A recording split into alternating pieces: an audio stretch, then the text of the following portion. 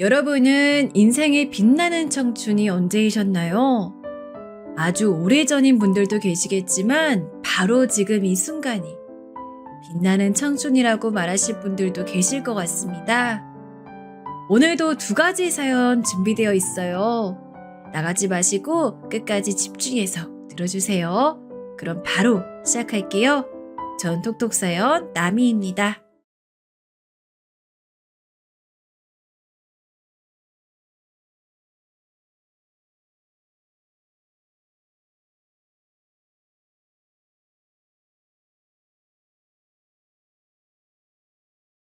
안녕하세요. 적적할 때마다 찾아들었던 톡톡 사연이었는데 요새는 아주 때와 장소를 가리지 않고 톡톡 사연을 보는 것 같습니다. 제가 그림을 조금씩 배우는 미술 교실에 다니고 있는데 거기 선생님이 제가 유튜브에서 사연 채널을 무척 좋아한다고 하니까 그럼 저보고 한번 사연을 직접 써보라고 권해주었어요. 그래서 이렇게 써보게 되었네요. 전 나이가 꽤 많은 여자입니다. 저에게도 분명히 팔팔했던 청춘이 있었지만 어느새 젊은 사람들처럼 이것저것 마음 간다고 해서 몸까지 따라가진 않는 나이가 되었죠. 하지만 오히려 젊었을 때보다 마음가짐 하나는 기세가 꽤 괜찮다고 스스로 생각 중이에요. 부끄럽게도 저는 글자를 늦게 뗀 사람이었고 미술은커녕 낙서 하나 제대로 해보며 살지 못한 사람이었습니다. 그랬던 제가 일주일에 한 번씩 지금은 미술교실에 다니면서 사람들도 자주 만나고 있고요. 취미이긴 하지만 뜻이 맞는 사람들끼리 몇 모여서 시를 쓰고 서로에게 보여주며 즐겁게 평가하는 시간들도 갖고 있답니다. 젊었을 땐 그런데 이렇게 제가 못 살았어요. 이렇게 살아볼 생각도 어찌 보면 못했던 것 같네요. 저는 꽃다운 젊은 나이에 공장 일을 하고 있었어요. 지금 20대 분들은 그런 공장에서 그렇게 일을 해보라고 하면 1시간도 못 버티고 뛰쳐나갈 거예요. 그 시대니까 뭣도 모르고 일했었죠.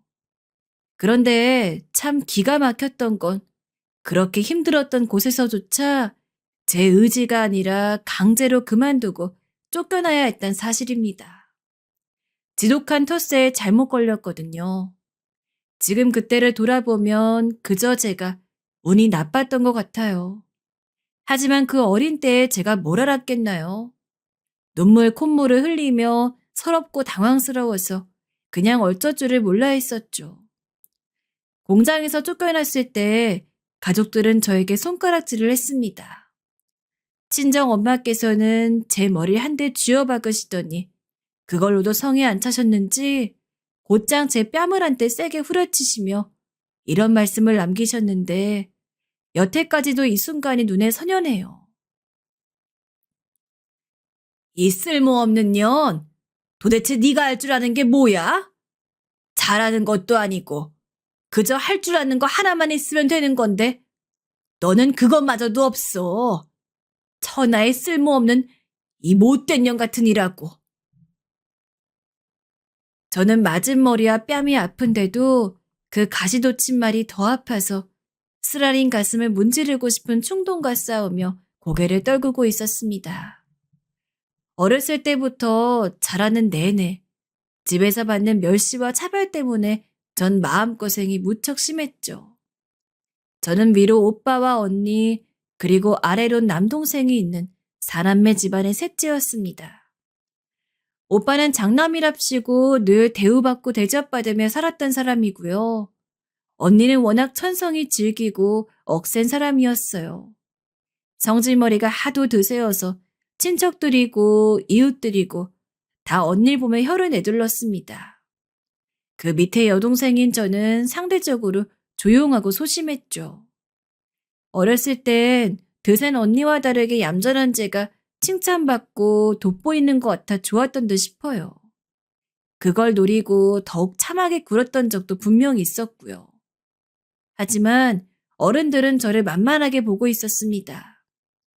이스나마나 상관없는 존재감의 셋째. 딱히 뭘 해주지 않아도 불만 없고 아무 말 없는 셋째.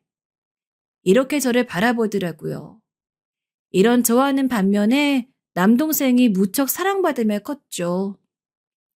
그래서 남자애인데도 어렸을 때 애교가 엄청 많았던 것으로 기억해요. 사춘기를 겪으며 달라졌지만 하도 예쁨만 받고 배려받으며 자랐더니 애교도 많고 자기 멋대로 행동하고 애가 좀 그랬던 기억이 납니다. 왕자님과 시녀가 동일선상에 놓일 수 없는 거잖아요. 남동생은 집안의 예쁜 막내 왕자님이었고 저는 존재감도 흐릿한데 밥이나 축내는 시녀였으니 애석하게도 저희 남매는 별로 친하지 못했습니다. 제가 공장에서 힘들어 죽을 것 같았던 때에도 버텼던 건 부모님의 기대를 저버리기 무서워 그랬고요. 그래서 공장에서 나오게 된 게 정말 억울해 미칠 노릇이었는데 그런 저에게 욕을 퍼부으셨던 친정엄마의 곁에서 남동생이 이렇게 말을 했었네요. 엄마, 작은 누나 좀 그만 혼내세요. 어차피 공장에서 쫓겨났다는데 혼내봤자 달라지는 것도 없잖아요. 우리 막내는 어쩜 마음씨도 곱고 너그럽니? 네 못난 누나가 너의 그런 점을 반만 닮았어도 내가 지금 속이 안 터졌을 거야. 나 어제 저녁부터 머리가 지끈거리고 아픈데 엄마가 자꾸 작은 누나한테 소리 지르고 혼내니까 그것 때문에 머리가 더 아프단 말이에요. 그러니까 아무튼 그만 혼내세요. 너 머리 아파? 왜? 어쩌다가? 요새 아침밤으로 날씨가 많이 춥던데 혹시 잘 때 춥게 자 그런 거 아니야? 아유, 속상해.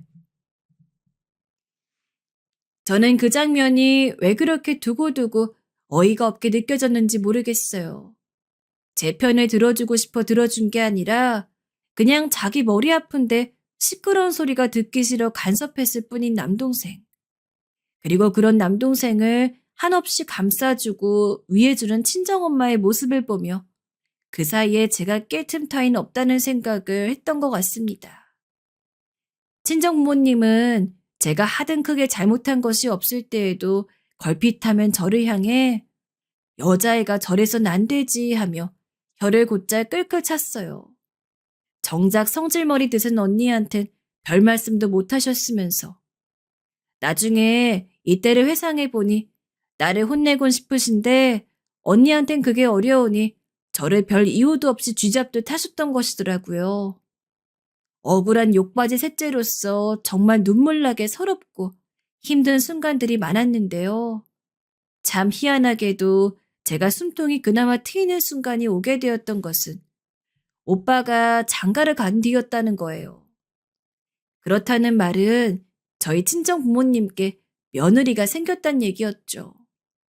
제가 보기에는 새언니가 항상 잘하고 있었는데도 친정엄만 왠지 탐탁지 않아 하셨습니다. 걸핏하면 꼬투리 잡으려고 하셨어요. 트집을 잡는 화살이 새언니에게로 향하게 되자 전 조금 숨통이 튀었던 겁니다. 남의 불행이 나의 행복과 비례한다니 이만큼 서글픈 일은 없을 거예요. 친정언니의 성격이 장난 아니어서 자체 새언니는 2배로 힘들 뻔했는데요. 언니가 금세 시집을 가서 새언니로선 다행이었습니다.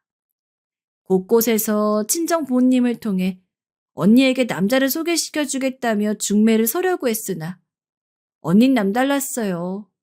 중매를 통하지 않고 자기가 원하는 남자하고 홀랑 결혼을 해버렸습니다. 친정아버진 골치 아파하셨죠. 딸 자식은 어차피 시집 가면 그만 출가여인이라 크게 뭐라고 하지도 못하겠고 영 마음에 안 들지만 어쩔 수 없지. 그러길래 당신이 진작에 돈이라도 좀 되는 집구석을 알아봤으면 좋았을 것을.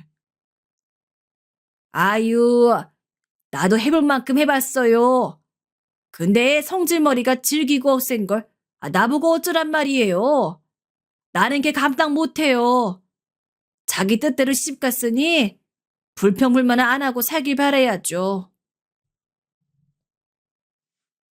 친정엄마의 함숨소리를 몰래 엿들으며 제가 생각했습니다. 전 과연 어떤 남자와 결혼할지 가늠이 안 된다고요. 숫기가 원체 없었던 저는 주변에 남자라고는 없었어요. 당돌함과는 거리가 멀었으니 직접 나서는 건 상상도 못하였고 누가 남자를 만나보라고 권하는 말만 들어도 심장이 너무 크게 두근거려 어쩔 줄을 몰랐습니다. 이왕이면 저 같은 쑥맥하고 결혼하는데 뺀질거리나 한량과 결혼하는 것보단 낫겠단 바람 정도는 가지고 있었죠. 하지만 상황은 제가 막연히 머릿속에 그렸던 것보다 최악으로 흘러갔습니다. 어느 날 일을 마치고 집으로 왔는데 의외의 손님을 마주쳤어요. 오랜만에 뵙는 고모셨습니다. 웬일로 혼자 놀러 오셨나 보다 싶어서 늘 굴던 대로 고개를 숙여 인사만 드렸어요. 조용한 저는 늘 그래왔으니까요. 하지만 그날은 인사하고 난 뒤에 저를 고모가 빤히 보셨습니다. 그게 뭔가 달랐어요. 지금까지 한 번도 나를 저렇게 안 보셨던 분 같은데 왜 저렇게 나를 보시는 걸까? 왠지 기분이 이상하네. 숫기가 없었던 저는 고모에게 이유를 여쭤보는 게 민망해서 그러지도 못했어요. 그런데 그날 생각지도 못하게 고모가 저희 가족집에서 주무셨습니다. 그러더니 밤중에 제가 아직 안 자고 있을 때 다가오셨지요. 너 전에 그 돈 잘 쳐주던 공장에서 쫓겨났다 들었는데 그래서 엄청 한 소리 들었다며? 지금은 괜찮아? 잘 지내니? 저요? 아, 네, 잘 지내요. 새로 들어간 곳에서 아직 적응하고 있어요. 저한테 따로 이런 개인적인 질문을 하신 게 처음이었어요. 얼떨떨하게 대답을 해드렸고, 새로 일하는 곳에 대해서 물어보시길래 곧이곧대로 대답을 해드렸습니다. 그리고 이튿날 동이 트기도 전에 누군가 저를 깨워서 봤더니 고모였어요. 같이 갈 데가 있으니 일어나서 준비하라고 그랬습니다. 저는 당시에 왜요라는 질문을 바로 할 수가 없는 사람이었어요. 거역할 생각보단 일단 일어나는 몸이 먼저였죠. 영문을 모른 채로 씻고 났더니 놀랍게도 친정아버지가 고모와 두런두런 대화를 나누고 있었습니다. 저를 보시더니 친정아버지가 근엄하게 말씀하셨죠. 너도 이제 다른 일을 해야지. 지금 하는 그런 지지부진한 일 말고 제대로 된 일을 해야지. 그러니까 넌 이 길로 네 고모를 따라서 가거라. 알겠냐? 새로 들어간 공장 일은 어쩌고 걱정되는 게 있었지만 친정아버지가 눈을 부릅뜨고 계시는데 그 앞에서 질문할 용기는 나지 않아 눈을 내리깔고 그저 알겠다고 답했습니다. 그 사이 고모는 얼마 되지도 않는 제 짐을 손가방에 담고 있었어요. 그리고 계속 어리둥절해 있는 저를 데리고 함께 길을 떠나셨죠. 버스를 몇 번을 탔던 줄 모릅니다. 대체 어디 향해 가는 건가 싶었어요. 그렇게 장거리 이동하는 건 처음이어서 속이 울렁거렸고 버스에서 졸다 깨기를 반복했습니다. 동이 트기 직전에 집에서 출발을 했었건만 도착지에 와보니 해가 뉘엿뉘엿 저물고 있었어요. 시골의 어느 가정집 앞에서 고모가 먼저 발걸음을 옮기셨고 저도 따라서 들어갔습니다. 노부부 내외가 먼저 보였어요. 그리고 친정엄마 또래의 여자 한 명이 있었고요. 먼 길 오느라 고생했다면서 저녁부터 먹자고 하는 그분들의 말에 이끌려 저도 모르게 밥상 앞에 앉았습니다. 가만 보니까 하루 종일 굶었더라고요. 그래서 허겁지겁 밥을 먹었어요. 친정엄마 또래의 여자 그분은 노부부의 며느리라고 했습니다. 별 생각 없이 그냥 고개만 끄덕이면서 들었어요. 내일부터 대체 제가 어디서 일을 나가게 될지 그것만 걱정하고 있는 중이었어요. 다 먹고 나니까 저보고 일단 구석에 앉아 쉬라고 하더군요. 조용히 그 말을 따랐더니 그 며느리 되시는 분께서 저에게 참 얌전하시네 라고 했습니다. 그리고 몇 분이나 지났을까요? 저는 문득 고모가 뭐라고 있는지 궁금해져 찾아봤어요. 노부부 두 분과 계속 대화를 나누시는 듯 했거든요. 하지만 고모는 어디에도 안 계셨습니다. 저 죄송한데 말씀 좀 여쭙겠습니다. 저하고 같이 온 저희 고모 지금 어디에 계세요? 아까부터 안 보이시는 것 같아서요.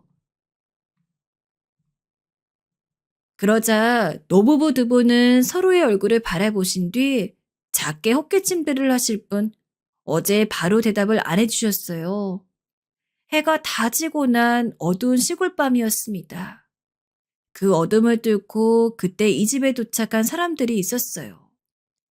중년의 남자 두 명이었는데 나이 차이가 제법 나 보였습니다. 더 나이가 많아 보이는 쪽이 저를 보면서 노부부를 향해 질문을 했지요. 누구요? 아, 이 아가씨가 이제 나한테 재수가 될 사람이요? 그러자 노부부 두 분이 동시에 고개를 끄덕이셨어요. 청천벽력이었습니다. 그때부터 손발이 차가워지고 머리가 어지러웠죠. 저는 그제서야 이 집의 사람들을 차례로 둘러봤어요. 두려움과 당혹스러움에 가득 찬 저를 다들 무미건조하게 쳐다보고 있었습니다.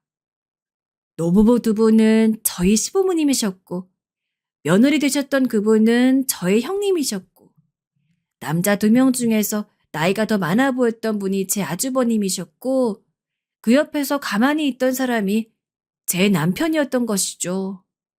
전 단 한 번도 그런 걸 원한 적이 없었고 아예 상상조차 해본 적이 없었으나 제 의사와는 일절 상관없이 상황이 그렇게 되었습니다. 고모가 저를 이 집에 넘기신 것이었어요. 당연히 친정아버지와도 상의가 된 부분이었고요. 제가 이 집안의 둘째 며느리로 와버렸다는 사실을 깨닫고 저는 기절할 뻔했습니다. 그날 밤은 충격 속에서 허우적거리다 밤을 샜고 날이 밝자마자 어떻게든 떠나려고 했어요. 하지만 수중엔 돈이 한 푼 없었고 이곳이 대관절 어디인지도 몰랐습니다. 집으로 돌아가는 방법 역시도 알지 못했죠. 그저 멀리 떠나왔다는 사실만 알고 있었어요. 왜 여기까지 오는 동안 어떤 길들을 지나는지, 어떻게 이동하고 있는지 한 번도 바깥을 살펴볼 생각을 안 했던가를 처절하게 후회했습니다. 돌아보면 제 인생은 항상 그랬죠. 멍청하고 아둔했고 안일한 것 투성이었습니다. 자의로 무언가를 잃어본 적도 없었어요. 동네 사람들이 다 와서 저를 구경했어요. 그건 구경이란 표현이 딱 맞았습니다. 다들 한 번씩 와서 제 얼굴을 들여다보고 이런저런 말들을 하며 가버렸어요. 저는 그때까지도 경황이 없어 그저 얼어붙어 있었죠. 그런데 좁은 동네의 사람들이 다 제 얼굴을 보고 갔다는 게 엄청난 효과를 불러올 줄은 몰랐어요. 제가 며칠 뒤 이른 아침 새벽에 손가방 하나를 들고 집을 나와 동네 길을 멀리 걸어갔는데 일찍 밤일을 나와 계시던 어떤 분이 저를 발견했습니다. 그리고는 다짜고짜 저를 잡아 끌고 다시 집 앞으로 데려다 놓으셨어요. 제가 도망간다고 말을 한 것도 아니었건만 그렇게 구시더라고요. 절망적이었죠. 넋이 빠져 있었던 저를 향해 시어머니께서 말씀하셨습니다. 언제까지 그렇게 멍하게 있을 거야? 생긴 것도 멍해가지고는. 정말 생긴 대로 굴고 있네. 정신 안 차리면 뭐 어쩌고 살려고. 친정으로 가봤자 네가 뾰족한 수가 있어? 그렇다고 친정으로 안 가면 뾰족한 수는 더 없을 텐데. 그러니까 하여간 얼른 정신 차리고 일 시작해. 봐주는 것도 나도 슬슬 그만하고 싶어지는 중이니까. 일이라니요? 어떤 일이요? 농사일 말씀하세요? 네 손이 똥서대는 사람한테 너 아무것도 못 들었니? 우리 집이 이제 떡장사 시작하잖아. 그거 일 도와야지 네가. 앞으로 그거 하면 먹고 살 작정인데 죽기 살기로 탈라부터 해야지. 떡을 배우고 있다고 그 정도는 얼핏 들은 것 같은데요. 제가 공장에서 일만 해봤지 요리 같은 건 소질 없어요. 제가 떡을 잘 만들진 못할 것 같아요. 죄송해요. 기가 차서 나 원참 누가 너더러 떡빚을 해? 그건 네가 시켜달라고 졸라도 못 시켜주는 일이야. 넌 아무 소리 말고 그저 잡일이나 하면서 시키는 것들만 하면 돼. 에이구 쯧쯧 저렇게 맹한 것을 작은 녀석과 짝져주려 데려왔다니. 우리 집 작은 녀석이 예전 그때 여자애하고 결실을 맺었으면 오늘 이때까지 이렇게 오지도 않았을 것을. 세상사 마음대로 순탄하게 돌아가는 것이 없네.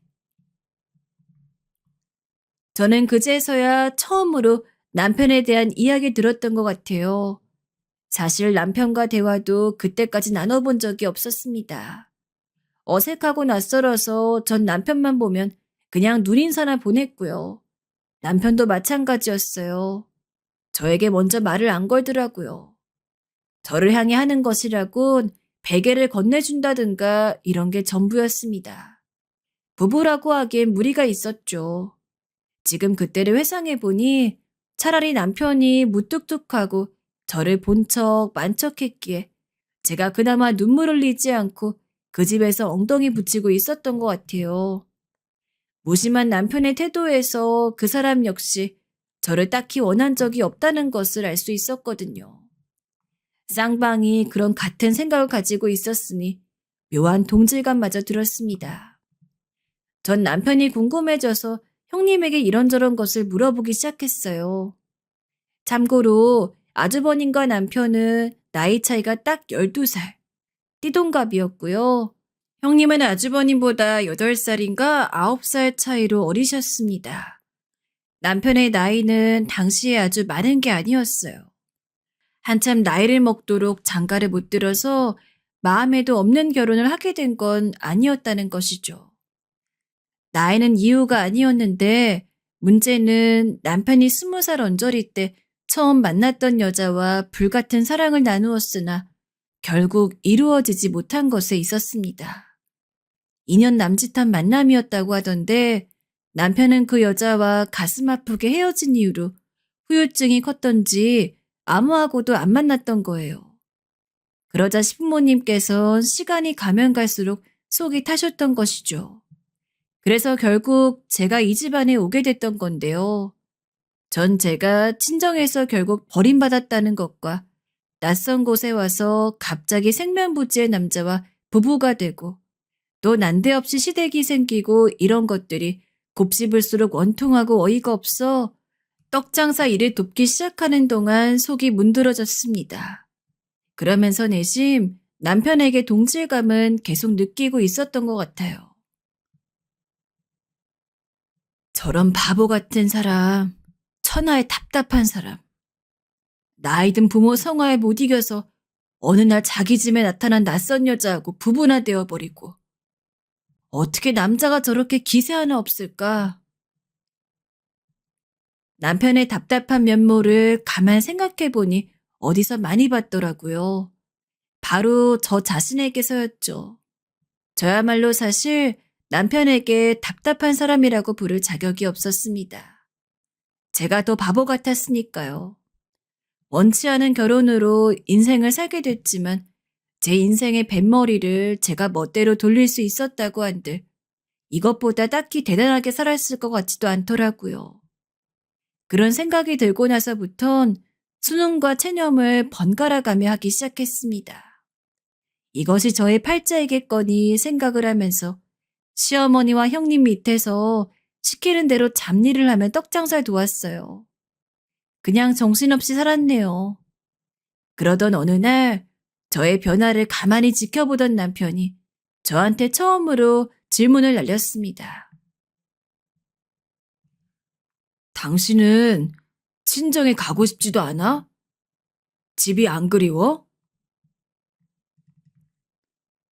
뭐라고 대답해야 할지 모르겠더라고요. 이젠 더 이상 친정은 갈 수 없어 못 가는 건지, 그냥 안 가고 있는 건지 저도 헷갈렸습니다.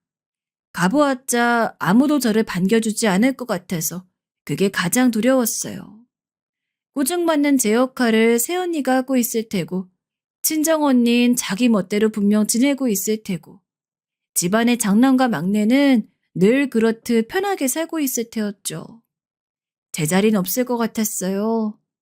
그래서 전 고민하다가 그립지만 가보기가 망설여지는 게 친정이라고 대답을 아마 했던 듯 싶어요.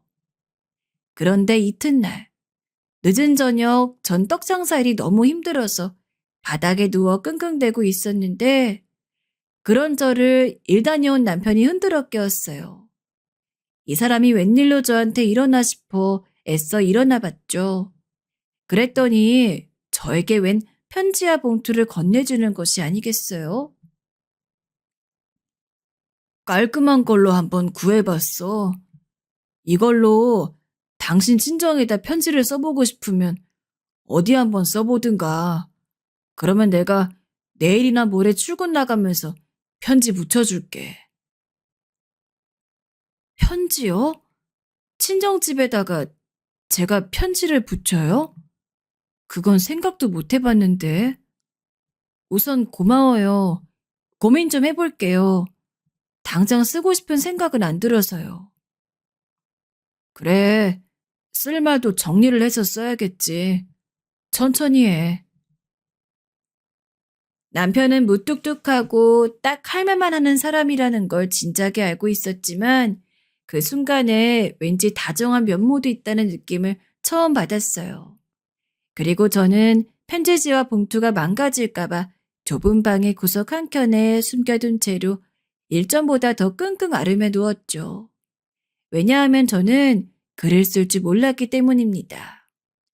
읽는 것은 써져 있는 문장을 보면 대략 의미를 알까 말까한 정도로 가능했는데 쓰는 것은 완전히 젬병이었어요.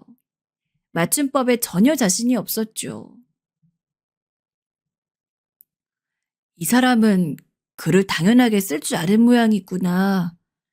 이런 사람 앞에서 내가 차마 글 못 쓴다고 말을 못하겠어.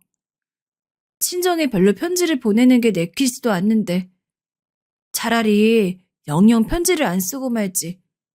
글을 아예 못 쓰겠단 말을 죽어도 못하겠네.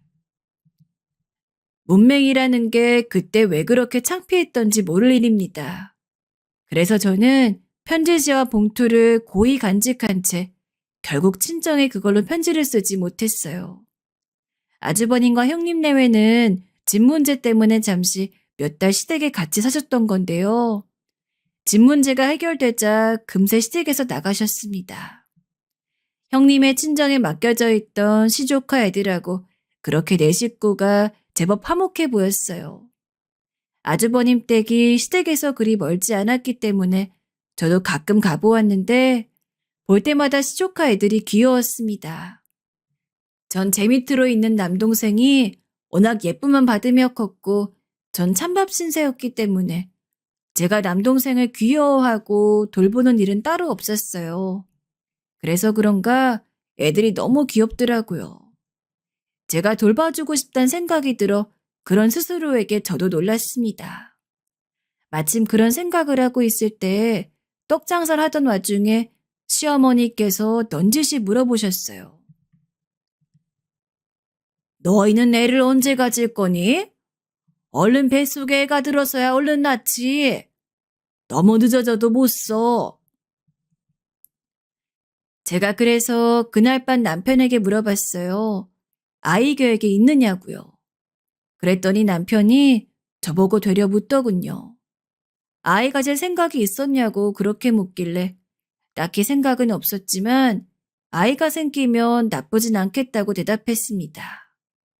어느새 그런 대화까지 나누게 된 것에서 전 남편과 부부가 된 것이 뒤늦게 실감이 났던 것 같아요. 이듬해 저는 첫 아들을 낳았어요. 희한하리만치 임신 기간 동안 저는 크게 불편한 점을 못 느꼈습니다. 원래 임신하면 다 이런 건가 싶었네요. 처자들은 갓난아기였을 때부터 남편을 쏙 빼닮은 외모였습니다. 이목구비도 남편도 닮았고 시어머니의 귀 모양도 닮았었죠. 그래서 신부님께서도 저희 첫째를 무척 예뻐하셨어요. 임신한 몸으로 힘들게 장사일을 하고 있을 때 시어머니께서는 저에게 임신했다고 유세 부리지 말고 더 열심히 하라고 하셨던 분이었으나 정작 아이가 태어나자 너무 예뻐하시면서 저에게도 천천히 몸 풀라고 하시며 쉬엄쉬엄 일하라고 하셨습니다. 그렇게 첫째가 복덩이였어요. 첫째가 돌진났을 때 남편과 함께 친정집을 찾았습니다. 문을 열어준 사람은 새언니였어요. 꾀재재한 옷차림에 푸석한 머리카락을 대충 묶고 있었고 몸은 제 기억에서보다 말라 있었습니다. 저를 알아보고 깜짝 놀라더라고요.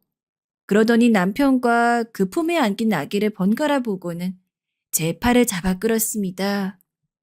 저희 부부는 영문을 모른 채로 새언니가 이끄는 데로 갔어요. 집에서 조금 떨어지고 나서야 새언니가 말을 시작했어요. 아버님이 멋대로 아가씨를 먼지역에 씹보냈다고 저는 그렇게만 들었는데 그간 잘 살고 있었던 거예요? 아기 낳았어요? 네, 어쩌다 보니까 그렇게 돼서 그간 잘 지냈어요. 시댁에서 떡을 만들어 파는데 저도 그거 같이 하고 있고요. 저희 아기 착하죠. 먼 길 오는데도 한 번도 안 울었어요. 안아보셔도 돼요. 아기도 낳고 잘 사셨다니 다행이에요. 그간 걱정했어요. 근데 혹시 두 사람 돈 좀 있어요? 수중이 넉넉하다고 해도 굳이 저 안에 들어가선 그 사실을 안 밝히는 게 나을 것 같아서 이 얘기 먼저 해드리려고 지금 제가 밖으로 부른 거예요. 새언니의 얘기에 당황한 제가 남편과 시선을 교환했습니다. 영문을 모르겠더라고요. 새언니는 한숨을 내쉬더니 그간의 일을 알려주었어요. 남동생이 웬 다방 여자인지 술집 여자인지 알 수 없는 여자와 눈이 맞아 집을 나갔었는데 그 바람에 친정이 뒤집혔다네요. 친정엄마는 한동안 시금도 전폐하셨고 그 바람에 기력이 많이 쇠하셨다고 했습니다. 남동생은 그 여자와 1년 뒤 집으로 돌아왔는데 둘 사이에서 생긴 갓난아기도 함께였다네요. 애까지 있다는 게 뭐 어쩌겠어요. 어쩔 수 없이 친정부모님은 받아주기로 하셨는데 그러자마자 그 여자가 도망을 갔다고 합니다. 친정에 몇 없는 살림을 챙겨 돈 되는 것들 다 쑤셔넣고 도망을 가버린 거예요. 아기는 남겨두고요. 남동생은 그 이후로 술독에 빠져 사느라 친정아버지가 그 사이 10년은 늙으셨고 친정엄마는 애증 가득한 아기를 돌보고 키우시느라 난리도 아니셨다네요. 오빠 새언니가 낳은 아이가 선천적으로 몸이 좀 약하대요. 그래서 친정엄마가 차마 새언니한테 남동생의 아기까지 맡기실 수 없는 노릇이었던 거예요. 그런 와중에 제 친정언닌 집을 나갔단 소식이 들려왔다네요. 형부가 알려주기를 언니가 바람이 나서 잠적했다 그랬습니다. 최근에 친정 부모님이 가끔 제 이야기를 꺼내셨대요. 만약 제가 잘 살고 있거든 저한테서 뜯어먹을 거 있나 살펴보는 게 좋겠다는 대화를 나누신 걸 새언니가 몇 번 엿들었다고 했습니다. 거기까지 다 듣고 나니 속에서 왠지 피눈물이 나는 기분이었어요.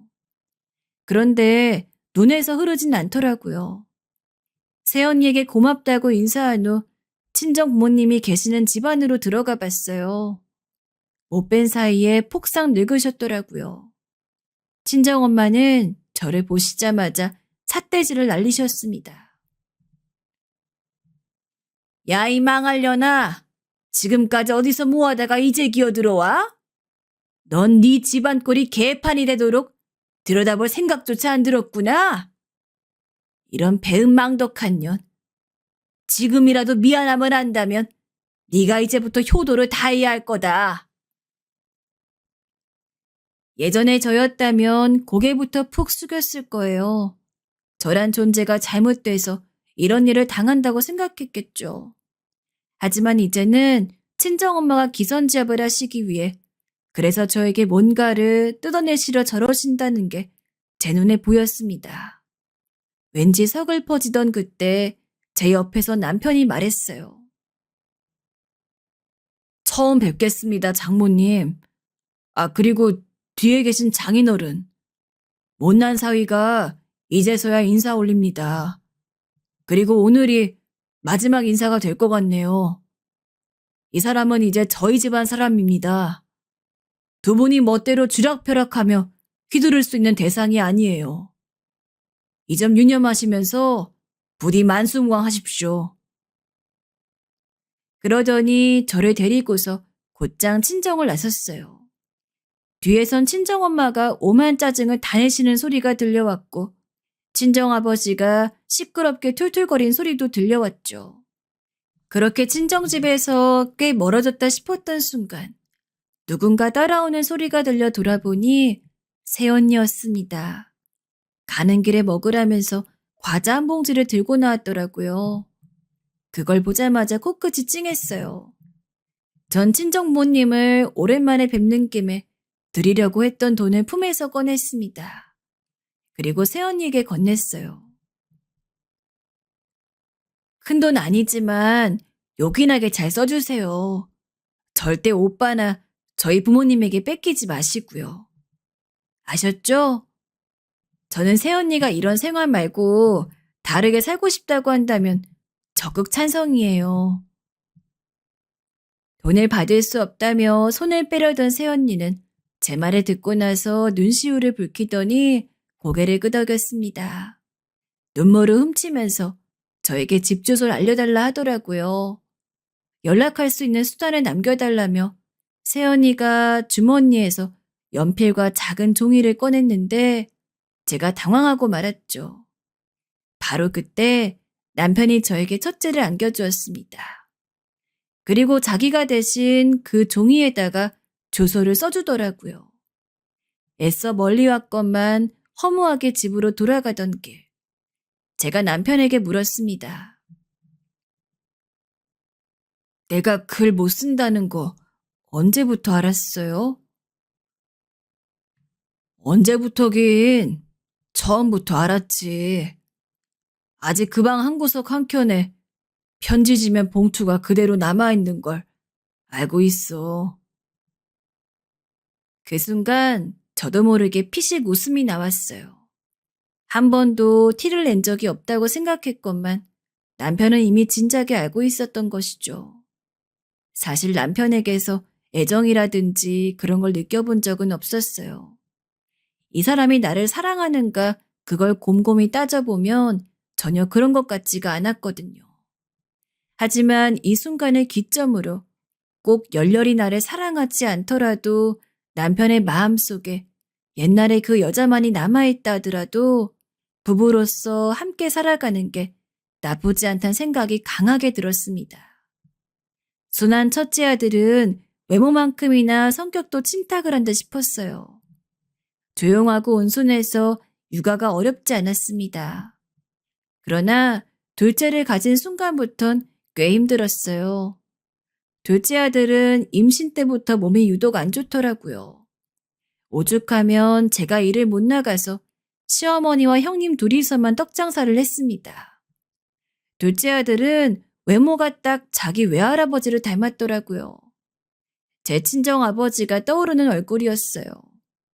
그리고 살짝 제 남동생도 닮은 느낌이었고요. 그런데 키우면서 보니까 성격도 외탁을 했더군요. 조용할 땐 조용한데 성질을 드러낼 땐 제 친정언니가 연상되었습니다. 기본적으로 드센 면모가 있었어요. 차분한 자기형과는 정반대였죠. 그래서 신경을 둘째에게 더 많이 썼네요. 알아서 뭐든 잘하는 자식보단 손이 많이 가는 자식에게 더 할 말이 많았으니까요. 그래도 남편이 있어 다행이었고 떡장사가 점점 잘 돼 번듯한 떡집을 차리게 되어 이거 역시 다행이었어요. 다사다난하지만 적당히 화목하게 그렇게 잘 살고 있었는데 시아버지께서 추운 겨울날 갑자기 심장마비로 세상을 떠나시며 슬픔이 시작되었습니다. 그로부터 딱 3년 뒤 날짜가 비슷한 때에 시어머니께서도 돌아가셨어요. 돌아가시기 2달 전까지는 멀쩡히 장사도 하셨던 분인데 쓰러지신 이후로는 걷잡을 수가 없었죠. 시어머니께서 돌아가신 이후로 아주버님과 남편은 각자 생각이 많았던 듯합니다. 그것을 기점으로 아주버님은 오랜 시간을 들여 이민을 준비하셨고요. 남편은 무역일을 시작한 지인을 따라 일자리 옮겨갔어요. 눈코 뜰 새 없이 바쁜 일이었고 해외 출장도 종종 나갔습니다. 전 형님과 정신없이 떡집을 운영했고요. 그러던 어느 날 끝나지 않았던 슬픔이 이어졌어요.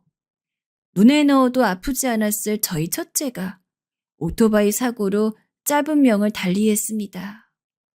아는 형들을 따라서 호기심에 오토바이를 타보았던 첫째는 함께 올라탔던 친구와 함께 도로에서 한순간에 사고를 당해 세상을 떠나고 말았어요. 지금도 그때를 회상하면 가슴이 막 뜨거워지는데 그 당시에는 정말 미치는 줄 알았죠. 따라서 죽고 싶었을 정도였어요. 그때 남편은 멀리 출장을 가 있었습니다. 제정신이 아니었던 저는 출장에서 돌아온 남편을 보자마자 뺨을 때렸어요. 왜 왔어요? 그렇게 좋아하는 일 죽을 때까지 하다 오지. 왜 왔냐고. 자기 아들이 사고를 당해 죽었는데 아빠란 사람이 일에 미쳐 이제야 얼굴을 들이미는 게 말이 돼? 이럴 거면 일과 결혼하지. 왜 나와 결혼했냐고.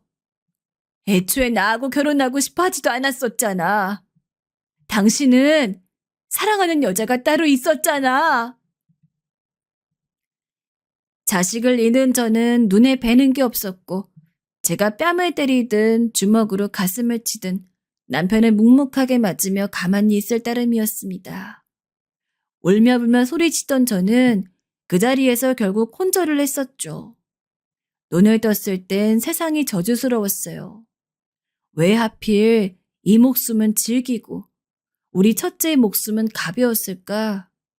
이런 세상의 이치가 역겨워서 미칠 노릇이었습니다. 하지만 살아있기에 사라진다는 말처럼 저는 이를 악물고 살아갔어요. 왜냐하면 둘째가 있었으니까요. 저에게 아들은 하나가 아니라 둘이었으니까요. 형을 잃은 아이에게 다른 아픔까지도 안겨줄 생각은 없었습니다. 이를 악물고 버텼네요.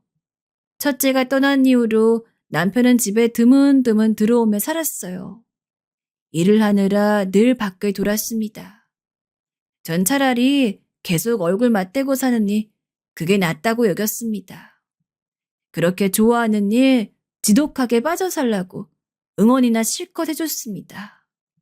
떡집은 워낙 잘 됐었기에 좋은 가격에 인수해 간다는 사람이 있어서 그렇게 넘겼어요. 전 많이 지쳐 있었고 형님도 이제 이민을 준비하고 있었으니까요.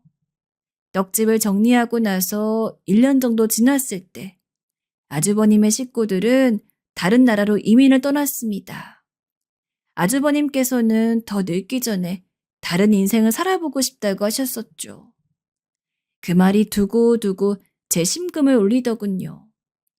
다른 인생, 아주 멋진 단어였으나 저에게는 자식이 있었기에 오로지 자식 하나만 바라보고 사는 인생만이 남아있음을 스스로 알고 있었습니다. 그런데 하나뿐인 자식도 제 마음대로 안 되더군요. 아들은 끊임없이 자잘한 사고를 쳐댔어요. 성향 자체가 충동적이었고 그래서 유혹에 약했고 남편의 말을 듣기 싫어했죠. 지루한 것도 못 견뎌 했고요.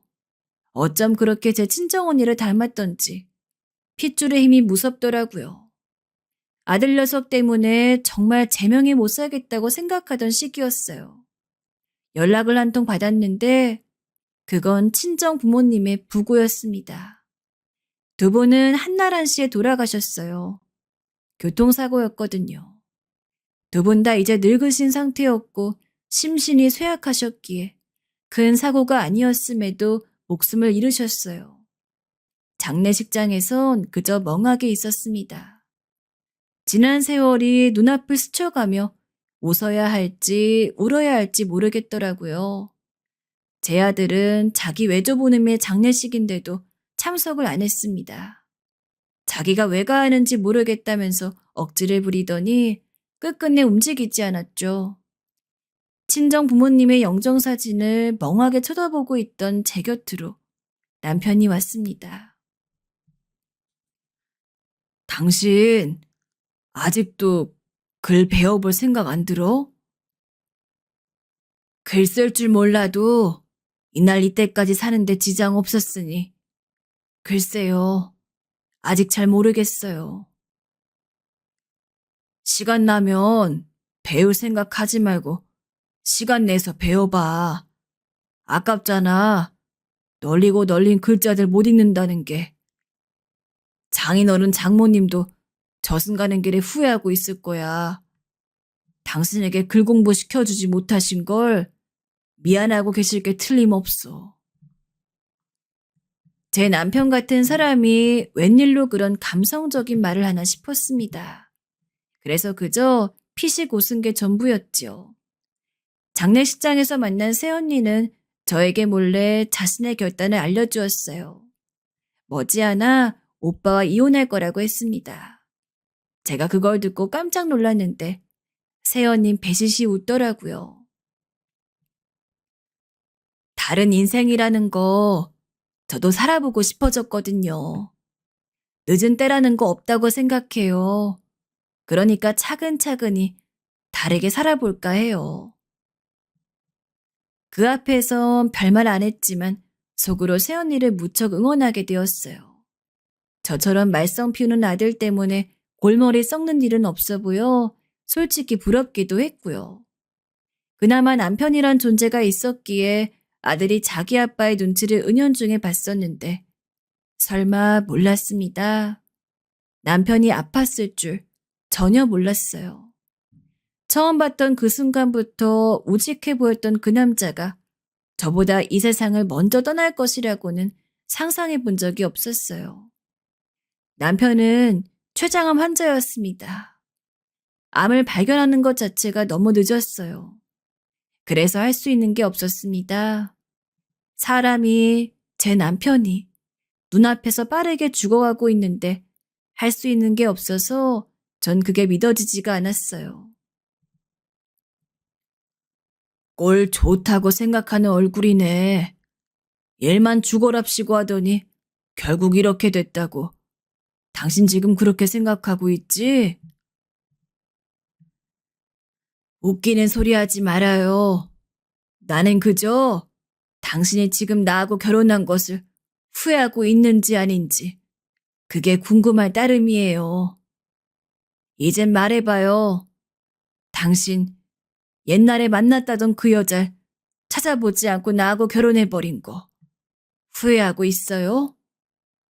이렇게 살지 말고 다른 인생을 살았어야 했다고 그렇게 생각해요? 내가 인생에서 가장 후련한 순간이 언제였던 줄 알아? 태어나기를 정말 잘했다고 생각했던 순간 말이야. 나야 모르죠. 당신 속을 들여다볼 수 있는 것도 아니니. 그게 대체 언제였는데요? 저가에 처음 갔었을 때 당신한테 소리 지르던 장모님 보고 내가 앞에 나서서 한마디 날렸을 때. 남편의 그 대답을 듣자마자 눈물이 후두둑 흘러내렸습니다. 곧 떠날 사람인데 이미 진작에 알았고 많이 우러났고 그래서 더 울 일은 없을 거라고 생각했었어요. 그런데 하염없이 눈물이 나더라고요. 그런 저에게 남편은 더 이상 아무 말도 하지 않았습니다. 그저 저를 많이 쳐다본 게 전부였어요. 돌아보면 늘 이런 남자였습니다. 100마디 말보다 한 번의 눈빛으로 말을 한 남자였죠. 그 눈빛에 알게 모르게 위로를 받으며 살아왔던 지난 세월을 전 이 순간이 되어서야 깨달았습니다. 남편은 고요한 새벽에 떠났어요. 마지막 순간 전 그 곁을 지킬 수 있었습니다. 이게 너무 감사했죠. 남편이 더 살지 못하다 간 삶을 제가 더 열심히 살고 싶어졌어요. 그러기 위해서는 저희 부부의 결실인 아들이 잘 살아야 한다고 생각했어요. 나이를 먹어도 철이 안 드는 아들 녀석 때문에 매 순간 속이 끓었네요. 어쩌다 시작하게 된 건지 모르겠지만 도박의 맛을 들여 아들은 빠져나오지 못했어요. 그럴 때 새언니가 드디어 오빠와 이혼했다는 소식이 들려왔습니다. 제 친정오빠는 가부장적이고 거들먹거리는 걸 무척 좋아하는 사람이었죠. 새언니가 항상 아깝다고 생각해왔는데 뒤늦게나마 갈라서서 다행인 것 같았어요. 저하곤 이제 언니 동생하며 새롭게 잘 지내기로 했습니다. 새언니는 제 얼굴에 수심이 깊어 보인다며 걱정했어요. 자식 농사가 그래서 세상에서 가장 힘든 농사라고 하더니 아유 어쩌면 좋아. 걔가 자기 아빠의 반만 닮은 녀석이었어도 여한이 없었을 텐데. 그지? 저도 항상 그렇게 생각은 해요. 애가 친탁을 했었다면 얼마나 좋았을까 싶죠. 그래도 하나뿐인 자식이니까 어떻게든 끌어안고 살아봐야죠. 뭐 어쩌겠어요. 전 씁쓸하게 입맛을 다시며 남편이 남기고 간 편지를 매만졌습니다. 그건 아주 오래전에 남편이 저에게 친정에 편지를 쓰라며 구해다 준 것들이었어요. 누렇게 뜬 그 종이, 그 봉투, 그러나 전 소중하게 간직했는데 남편이 죽기 전에 거기에다가 글자를 남겼더라고요. 어차피 유언은 말로 다 했으면서 뭘 그렇게 적나 싶었습니다. 보니까 긴 내용도 아니었어요. 간략했죠. 남편이 저에게 남기고 간 것이니, 남편이 저에게 남긴 것이니 힘들 때마다 애틋하게 어루만져 봤어요. 만지면 힘이 날까 싶어서요. 남편에게 하늘에서 먼저 간 첫째와 함께 저와 둘째를 잘 지켜달라고 속으로 많이 말했었어요. 그러나 애석하게도 방향은 그렇게 이뤄지지 않았습니다. 하나뿐인 아들 녀석은 도박을 이젠 정말로 그만두겠다고 제 앞에서 했던 맹세를 지키지 않았고 또 도박을 해버렸어요. 남들은 그 나이에 결혼해서 가정 꾸리고 건실하게 살던데 왜 제 아들은 못 그러나 싶어 너무 속상했습니다. 그런데 아들이 저를 눈물로 또 설득한 거예요. 엄마, 나 이번 한 번만 더 도와주면 안 될까? 사실 내가 전부터 장사 욕심이 있어서 장사 배우고 싶다 그랬잖아. 그래서 아는 형들 가게 가서 일도 같이 해보고 이것저것 배워왔었고. 근데 장사로 대박친 형 하나가 나한테 요리법 자세히 알려주고 거래처도 다 연결해 줄 테니까 가게차를 해보지 않겠냐 그랬거든? 근데 내가 돈이 어딨어. 대출을 받고 싶어도 전에 도박 때문에 대출 받았던 것들 때문에 다 막혀 있더라. 그게 속상해서 미칠 것 같은 심정을 이겨내려고 또 잠깐 도박을 했던 거야. 엄마, 내가 정말로 원하는 건 장사야. 가게 차리면 나도 대박질 자신 있어. 엄마한테 너무 면목 없고 미안해서 이 말 하기가 망설여져 못하고 있었는데 엄마, 나 좀 도와줘라.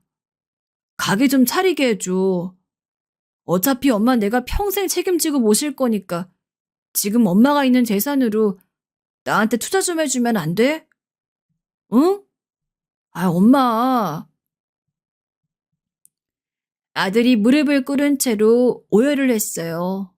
사실 아들이 장사하기로 했던 건 한두 번이 아니었습니다. 저도 알고 있었어요.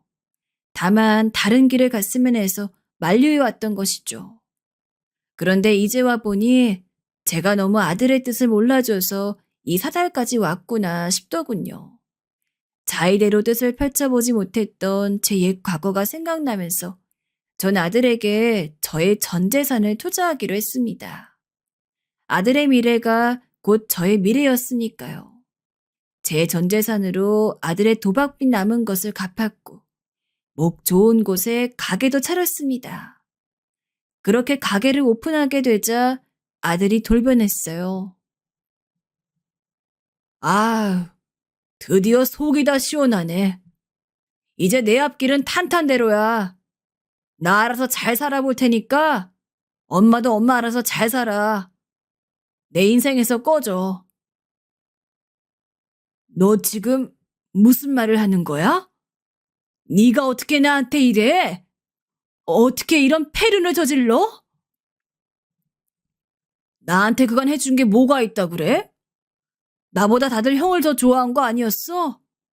그래서 항상 형이 걸리적거리고 싫었는데 보기 좋게 일찍 죽었고 형이랑 똑같이 생긴 아빠도 오래 안 버티고 죽어서 땡큐였고 이젠 형만 편애했던 나쁜 엄마를 내 손으로 응징했네. 나 자신이 너무 대단하다. 인생은 이렇게 시원하게 살아야지. 아들의 웃음소리에 소름이 끼쳤습니다. 제가 악마를 낳고 키운 모양이었어요. 화가 나기보단 그저 절망이었죠. 살고 싶지 않다는 생각이 든 그때 갑자기 남편이 남기고 간 편지가 떠올랐습니다.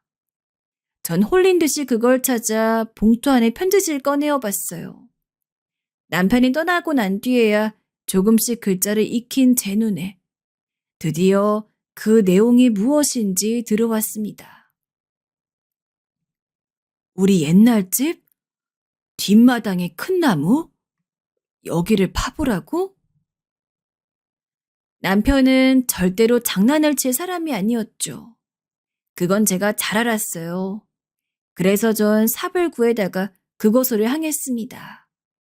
땀이 비 오듯 흘렀고 현기증마저 났는데 남편에 대한 믿음으로 쉬지 않고 깊이 팠더니 그 안에서 놀라운 게 발견됐어요. 이게 다 뭐야? 이거 전부 금이잖아. 진짜 금이야? 전 다리에 힘이 풀려 주저앉았습니다. 남편이 남기고 간 진짜 유산은 그곳에 있었던 거예요. 못난 둘째 아들의 행보를 예상하고 이런 식으로 숨겼던 것일까요? 항상 남편은 속을 잘 알 수 없던 사람이었는데 마지막까지 이런 놀라운 걸 남겼다는 게 믿어지지 않았습니다. 한참 멍하게 있던 저는 이것이 하늘에서 남편과 첫째가 준 기회라고 생각했어요. 그 안에 묻혀있던 금은 대략 50억가량의 가치였어요. 믿어지지 않는 거액이었죠. 전 새언니에게 연락해서 이 사실을 나누었고 고된 시집살이를 하면서 단련될 대로 단련된 새언니에게 한 가지 제안을 해주었어요. 혹시 장사해보실 생각 없어요? 애들도 요새 직장이 너무 힘들어서 그만두고 싶은데 돈 때문에 못 그러고 있다 하셨잖아요. 제 말에 새언니가 솔깃해하길래 전 쐐기를 박아버렸습니다. 둘째 아들 녀석이 차린 가게, 그곳과 대각선으로 마주보는 바로 앞집에다 더 크고 더 화려하고 더 경쟁력 있는 식당을 대뜸 차려버린 거예요. 그걸 새언니에게 선물로 주었고요. 새언니의 애들 2명이 전두지휘했습니다. 자본이 넉넉하니 여유 있는 운영이 가능했어요. 그러니 결과는 뻔했죠. 1년도 안 걸렸어요. 아들이 차린 식당은 쫄딱 망해 금세 유리창에 임대문의 종이가 붙었습니다. 그런데도 정신 못 차리고 이를 박박 깔면서 반성은커녕 저와 새언니를 원망하더니 아들은 그전보다 더욱 도박에 빠져들었어요. 그러다가 질 나쁜 놈들과 잘못 엮여 사기를 비롯한 각종 죄를 짓게 되어 감옥에 갔습니다. 차라리 그 안에 들어갔으니 도박을 못하게 된 게 다행인가 싶을 정도였네요. 인생이 뭐 이리 평탄하지 않은 건지 모르겠어요. 하지만 좋았던 기억들이 남아있기에 이따금씩 살면서 미소가 지어진다는 거. 이거 하나만큼은 아무런 때가 묻지 않은 순수한 행복의 감정인 것 같습니다. 돈으로도 살 수 없는 진짜 백의 행복이에요. 안녕하세요. 40대 초반의 노총각입니다. 일생을 여자라고 못 만나보고 살다 최근에 좀 마음이 흔들리는 일이 있어서 조언을 구하고자 이곳에 사연을 남겨보려고 합니다. 저는 소위 말하는 독거 노총각입니다. 아픈 어머니가 병원에 계시고요. 형들이 둘 있는데 형수들이 어머니 보살필 생각을 안 해서 제가 병원에 자주 찾아뵈면서 말동무도 해드리고 간병도 하고 그러고 있습니다. 나이는 40을 넘겨 결혼할 나이도 지났는데 특별히 모아놓은 돈도 없고 하니 인생 정말 이래저래 참 의미 없이 보냈다는 생각이 드네요. 형들은 다 대학을 나왔지만 전 집에서 대학도 안 보내줘서 여태 변변한 직장도 없었어요. 무엇보다도 저를 괴롭히는 건 머리숱입니다. 제가 군대를 고등학교 졸업하고 이내에 다녀왔는데 군대 때부터 머리가 빠지기 시작하더니 20대 중반에 이미 정수리가 휑했어요. 요즘이야 탈모약도 잘 돼 있고 또 유명하고 그런데 그때는 그런 인식도 없었고 그냥 다들 가발만 바라보고 살았거든요. 탈모약을 좀 먹어볼까 했을 땐 이미 더 건질 머리도 없었어요. 가뜩이나 머리도 남보다 2배는 큰데 탈모까지 있으니 20대 때부터 이미 어디 나가면 다들 40대로 봤어요. 그래서 맨날 모자만 쓰고 다니다 어떻게든 탈모인 걸 안 들키려고 주변 머리 많이 길러서 뒤로 넘겨 꽁지머리로 묶고 다니기 시작했는데 그러고 있으니 그냥 머리숱 적은 할머니 같았어요. 그래서 그때부터 지금까지 제 별명이 할매입니다. 그래도 나름 성격은 밝다고 자부했기 때문에 첫 직장은 영업직을 선택했죠. 그런데 머리숱이 많이 빠지기 시작하니 가뜩이나 실적도 없는데 미관상 보기 안 좋다고 나가라고 하더군요. 그럼 처음부터 뽑지 말지 왜 일 시켜놓고 나가라고 하냐 따졌더니 말도 안 통했어요. 덮어놓고 나가라는데요, 뭘. 그래서 한 2년 공장 다니면서 학점 모아 겨우 2년제 학력을 만들어 놓고 학습지 교사 일을 시작했는데 그마저도 엄마들이 나이도 많아 보이고 보기도 기괴하다고 일을 안 줘. 그냥 제 발로 집어치웠습니다. 그때 제 나이가 한창 창창할 나이. 그러니까 겨우 28살이었는데 말이죠. 그러고는 그냥 얌전하게 앉아서 벌어먹는 일은 내일이 아니라 판단하고 미장일을 배워 몇 년간 했습니다. 그런데 전국을 돌아다니며 일하니까 어머니가 여자 만날 시간도 없다고 이 지역 안에서 벌어먹는 일을 찾아보라고 성화를 부리시더라고요. 어머닌 결혼을 중요하게 생각하셨거든요. 그래서 결국 선택한 게 택배 일이었습니다. 여자 말이 나와서 말인데 제 스스로 인물이야 크게 못났다고 생각은 안 하지만 이 대머리라는 게 여자 만나는데 정말 큰 장애물입니다. 20대부터 지금까지 제대로 여자를 사귀어 본 기억이 없어요. 공장 다니면서 전 아줌마들과 하도 이야기가 잘 통해서 처음에 제가 여자들이랑 말을 잘하고 그러는 줄 알았어요. 그런데 좀 살면서 겪어보니 그냥 딱히 남자를 안 봐서 이야기가 술술 통했던 것 같더라고요. 제가 어떤 여자가 마음에 들어 정작 사귀자고 말하면 다들 거절했습니다. 오빠는 남자친구라기보단 그냥 친오빠 같아. 라고 하면서 말이죠. 당시 그 말은 이해하기 힘들었으나 지금 생각하면 그냥 싫다는 말을 돌려 말한 거였습니다. 그나마 전국으로 미장리라고 다니면 그 동네 밥 떼먹는 식당 아줌마가 가끔씩 여자 소개도 해주곤 했는데요. 늘 나이가 많은 여자만을 소개시켜줬어요. 저보다 10살. 그런 여자들을요. 물론 몇 번 마음이 혹하긴 했지만 제가 무슨 하자가 많은 놈이라고 나이 많은 여자와 사귀나 싶은 경우도 있고 때로는 네 신세나 내 신세나 같이 만나면 서로가 서글플 것 같아 손살해진 적도 있습니다. 그러니 정상적으로 어디 가서 서로 마음 통해 만나본 여자는 아예 없었지요. 그래도 택배 일을 시작하니 처음에는 좀 만족할 만합니다. 일은 힘들어도 하는 만큼 돈 갖고 가니 매일 일하는 재미도 있고요. 굳이 새벽같이 일 찾으러 다니지 않아도 버는 건 미장일 때만큼 잘 버니 고정적인 수입에 마음도 편해집니다. 다만 무슨 일을 하든 사람 상대하는 게 제일 힘이 드는 건 어쩔 수 없습니다.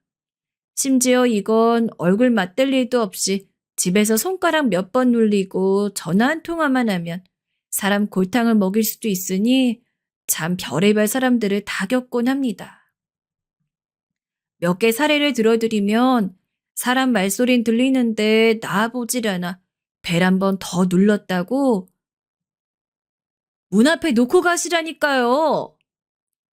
하고 소리 빽 지르는 손님들도 있고요. 처음에는 나름 능숙하게 대처한다고 못 들었습니다. 아이 좀 크게 말씀하셨어야죠. 하고 웃고 가면 그게 또 기분 나빴다고 회사에 전화를 해서 트집을 잡는 사람들도 있습니다. 택배에 쓰인 주소가 아니면 따로 배달할 의무도 없는데 여기 갖다 놔라 저기 갖다 놔라 시키는 손님은 예사죠. 제일 화가 나는 건 당연한 듯 심부름을 시키는 사람들입니다.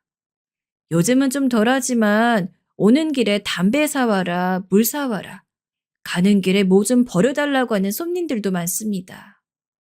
그러면 택배만 배달합니다 하고 문자 보내거나 무시하면 그만이긴 하지만 가끔은 애 혼자 집이거나 하는 딱한 경우도 많고 그렇습니다. 갈수록 사람들이 인터넷 주문을 많이 하다 보니 하루에 배달해야 할 양도 만만치 않아지고 참 젊어서 골병 든다 싶었지만 그래도 돈이라도 많이 모아놔야 나중에 뭐라도 할 것 같아 꾹 참고 버티는 중이죠. 또 어머니 병원비도 일부는 보태야 하고요. 잘난 형님 형수들은 전부 일이 바쁘다고 병원에 문 한 차 가끔씩 오는 게 전부고 시간 날 때마다 병원에 가는 건 저 하나밖에 없지요. 그래도 병원비는 3분의 1씩 공평하게 하자길래 제가 난리를 쳤더니 그나마 둘이서 40%씩 내고 전 20%를 내고 있습니다. 병원에 가면 효자아들이 엄마 병간호한다고 장가도 안 간다고들 하는데 사실은 여자 만날 주제가 안 돼서 못 가는 형편이니 어느 순간부턴 그 소리도 듣기 싫더군요. 나이 40에 장가 가고 싶어도 못 가는 마음을 나이 많은 아줌마들이 뭘 한다고들 말이죠. 아무튼 개인적인 사정은 빼놓고라도 갈수록 배달 시간도 촉박해져서 밥도 못 먹는 일이 많아지니 먹고 살자고 하는 일에 의욕이 안 생깁니다. 더군다나 갑질하는 고객이라도 한 번 만나면 그날은 하루 종일 기분이 잡치는 날입니다. 그런데 또 배달 시간이 너무 촉박하니 그런 더러운 기분을 그대로 느끼면서 바쁘게 뛰어다녀야 한다는 게 또 이 일의 힘든 점이에요. 게다가 한 번씩 택배 분실이라도 일어나면 정말 기운 빠지는 일이죠. 몇만 원짜리도 기분 좋게 넘어가주는 고객도 있지만 돈 1, 2만 원에 사람을 바보 취급하고 멸시하는 사람을 만나면 정말 눈 돌아갈 정도로 화날 때도 있습니다. 그래도 택배 기사들에게 참 잘 대해주시는 고마운 분들이 있어요. 수고하신다며 음료수 같은 걸 챙겨주시는 분들도 계시고요. 오늘 제가 이렇게 사연을 남기게 된 계기도 역시 비슷한 일 때문이에요. 제가 배달하는 구역에 있는 아파트에서 벌어진 일입니다. 그날도 여느 때처럼 택배 문자를 드리고 배달을 가던 중이었습니다. 이분은 항상 택배를 문 앞에 놔주라고 하시는 분이라 특별히 마주칠 일이 없는 분이었죠. 그런데 그날은 문 앞에 음료수가 놓여 있더군요. 늘 수고해 주셔서 감사합니다. 라는 쪽지와 함께요. 얼굴도 한번 본 적 없는 택배기사에게까지 이렇게 성의를 보여주는 분은 평소에 어떤 마음씨로 세상을 살아가는 분일까 하는 생각도 들었고, 그날은 하루 종일 기분 좋게 일했던 것 같습니다. 그런데 그 이후로도 종종 배달을 가면 언제나 빼놓지 않고 음료수가 놓여 있더군요. 쪽지는 놓여 있을 때도 있고 없을 때도 있고 가끔은 급하게 쓴 듯 아무렇게나 된 메모지가 놓여 있을 때도 있었지만 그 집에 배달을 갈 때에는 항상 기대가 되었습니다. 그리고 갈 때마다 틀림없이 음료수가 놓여 있었고요. 그러다 보니 일부러 좀 택배 문자를 늦게 보내 우연인 것처럼 한번 마주쳐 보고 싶기도 했지만 공연히 쓸데없는 호기심 같고 상대방도 민망해 하실 것 같아 그만두었죠. 그런데 참 궁금하긴 했습니다. 괜히 혼자 즐거운 상상의 날을 펼쳐보기도 했고요. 매번 받으시는 택배 물품을 보니 함께 지내는 가족이 많은 것 같지 않고 수취인도 일정한 걸 보니 혼자 사는 분 같았거든요. 그러기를 한 몇 달이 지난 것 같네요. 어느 날 참 우연한 기회에 그 천사 같은 분의 정체를 알게 되었는데요. 그날도 역시 그 집에 배달을 가려고 엘리베이터 기다리고 있는데 제 또래쯤 되는 아름다운 여자분과 함께 엘리베이터를 타게 되었습니다.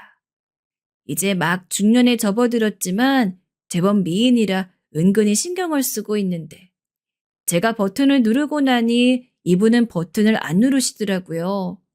그래서 같은 층에 내리나 보다 하고 있는데 갑자기 그 여자분이 저를 보고 씩 웃으십니다. 같은 통로에 사는 사람인 줄 알고 인사하나 보다 했는데 택배 옷 입고 상자 들고 있는데 무슨. 그래서 약간 긴장도 되고 이상한 사람인가 하고 엘리베이터에서 내리는데 늘 음료수를 주던 그 집 앞으로 먼저 성큼성큼 걸어가시더군요. 그제야 매번 음료수를 주시는 분을 만나게 된 거죠. 어머, 안녕하세요. 매번 택배 자주 시키는데 얼굴은 처음 뵙네요. 늘 고맙습니다. 아유, 아유, 아닙니다. 저야 이게 일인데요, 뭘. 늘 음료수도 챙겨주시고 해서 저도 늘 감사하게 생각하고 있어요. 매번 잘 먹었습니다. 오늘 아침에 나가면서 생각은 하고 있었는데 깜빡하고 마실 걸 못 챙겨놨네요. 추우신데 들어와서 커피라도 한잔하고 가실래요? 마음이야 늘 감사했지만 막상 마주치고 나니 가뜩이나 좀 머쓱하기도 한데다 아까 엘리베이터 안에서 갑자기 저를 보고 씩 웃던 걸 생각하니 순간적으로 뭔가 묘한 기분이 들더군요. 아이, 아닙니다. 방금 집에 들어오신 것 같은데 뭘 굳이 커피까지요. 마음만 받겠습니다. 감사합니다. 커피 타는 게 뭐 수고로운 일이라고요. 그러지 마시고 추운데 잠깐 들어와서 한잔 하시고 가세요. 아유, 고객님 집엔 들어갈 수 없어요. 먹은 걸로 하겠습니다. 하지만 한사코 거부했더니 갑자기 그 여자분의 입꼬리가 치켜 올라가더니 저를 보며 씩 웃더라고요. 택배 일하면서 남의 집엔 왜 못 들어가? 어? 민수야. 네? 어떻게 제 이름을 아직도 못 알아보겠어? 나야. 초등학교 때 승옥이. 그제야 저는 눈을 동그랗게 뜨고 그 여자를 자세히 쳐다보았죠. 그러고 보니 웃는 모습이 예전이랑 전혀 달라진 게 없더군요. 그동안 그렇게 궁금하던 친절한 그 여자가 바로 승옥이었을 줄이야. 승옥이는 초등학교 4학년 때부터 3년간 같은 반이었고 자주 짝꿍이 됐던 친구였습니다. 초등학교를 졸업하고는 볼 일이 없었지만 중고등학교 때도 가끔 소식을 전해 듣곤 했던 친구였죠. 저는 그제야 반가운 마음에 승옥이에게 인사를 건넬 수 있었습니다. 그렇게 승옥이의 손에 이끌려 집으로 들어가 저희는 30여 분간을 이야기를 나눴습니다. 간만에 만나는 초등학교 동창들의 이야기라는 게 시시콜콜하긴 했지만 그래도 저한테 무척 잘해줬던 여자애라서 그간 내심 한 번쯤 보고 싶었기 때문이었어요. 그래, 넌 진짜 변한 게 없더라. 몇 달 전에 요 앞 지나가는데 난 처음에 긴가민가 했는데 아무리 봐도 너 같더라니까? 나이만 들었지. 예나 지금이나 그 얼굴은 그대로 남아있네. 그대로긴 뭘 그대로냐? 모자 쓰고 다니니 그렇지. 한번 볼래? 제가 익살스럽게 모자를 벗자 승옥인 한참을 깔깔댔습니다. 여자들 앞에서는 그렇게 감추고 싶던 콤플렉스였지만 이상하게도 승옥이 앞에서는 그 콤플렉스도 사라지고 능청스러워지게 되더군요. 나이를 들어서 만나도 예전 초등학교 때 서로를 대하던 느낌이 그대로 남아있기 때문이겠죠. 아이, 근데 말을 하지. 왜 음료수만 계속 문 앞에 내놨어? 나는 또 노총각 도와주는 우렁각 씨가 있는 줄 알았네. 처음엔 긴가민가 했다니까. 근데 택배 어플을 보니까 요즘엔 기사님들 사진이랑 이름이랑 그런 게 다 나오더라고. 그래서 넌 줄 알고 음료수 마셔가며 알아준 거지. 근데 너 아직 결혼 안 했나 보네? 안 하긴. 못했다. 가고 싶어도 못 갔어. 혹시 돈 많은 과부 있으면 소개나 좀 시켜주라. 간만에 만난 친구인데 이참에 네 덕 좀 보자. 아, 근데 너는? 너도 결혼 아직 안 한 거 같은데. 얘는? 난 벌써 한번 갔다 왔어. 애는 없고 혼자 사니까 편하고 좋다야. 야, 내가 매일 같은 시간에 정해진 대로만 다니다 보니까 오랜 못 앉아 있는다야. 이것도 너랑 이야기하려고 시간 엄청 많이 뺀 거야. 다음에 우리 시간 되면 밥이나 함께 하자. 뭘 다음이야. 얼마 만에 만났는데 이러고 끝이야? 이따 일 끝나면 먹어. 여태 공들여서 음료수도 챙겨주고 했더니 꼭 택배를 시켜야 네 얼굴을 보는 거냐? 승옥이는 몇 시간 뒤에 정말로 집으로 저녁 먹으러 오라고 확인 문자까지 했습니다. 전 서둘러 일을 하곤 몇 개는 다음날 배달해 드린다고 양해 문자까지 보내고 일찍 일을 끝냈습니다. 그리고 집에 들러 나름 멋지게 차려입고 승옥이 집으로 향했죠. 승옥이 집으로 가는 내내 문득 어린 시절이 생각났습니다. 승옥이랑은 어렸을 때부터 사이가 참 좋았어요. 그 나이 때 애들이 남녀끼리 서먹한 경우도 많았는데 승옥이와는 아니었어요. 집이 같은 방향이라서 같이 집에 간 적도 많았고요. 그러다 보니 애들한테 놀림도 많이 받았습니다. 그 시절 생각이 나니 마음이 뭉클하기도 하고 기분도 묘했습니다.